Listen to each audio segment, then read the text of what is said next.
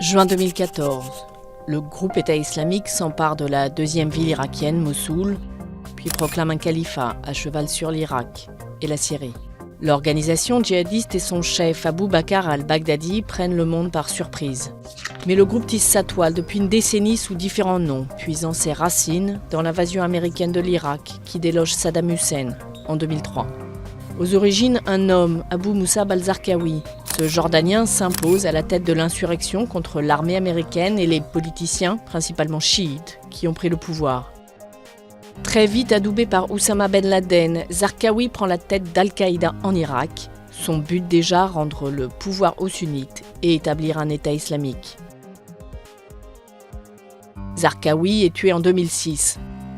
Al-Qaïda en Irak devient l'État islamique en Irak, mais rejeté par les tribus sunnites locales, s'essouffle. Le groupe renaît avec la guerre civile syrienne. Abou Bakr al-Baghdadi, autre vétéran de la rébellion anti-américaine, est désormais à sa tête. En 2013, il propose de fusionner avec le front Al-Nosra, actif en Syrie. Mais Al-Nosra refuse et Abou Bakr al-Baghdadi est désavoué par Al-Qaïda.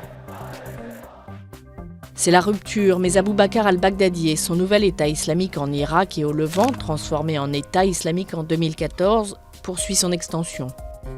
Le territoire du califat décrété par le groupe État islamique s'est réduit depuis le lancement en août 2014 d'une contre-offensive soutenue par des forces internationales. Mais l'organisation contrôle toujours de larges territoires et d'importantes villes comme Mossoul en Irak ou Raqqa en Syrie. Grâce au trafic de pétrole, d'antiquités, aux extorsions, à un système de taxes, il dispose d'un trésor de guerre. Il compte des milliers de combattants, dont des ex-officiers de l'armée de Saddam Hussein et de nombreux étrangers.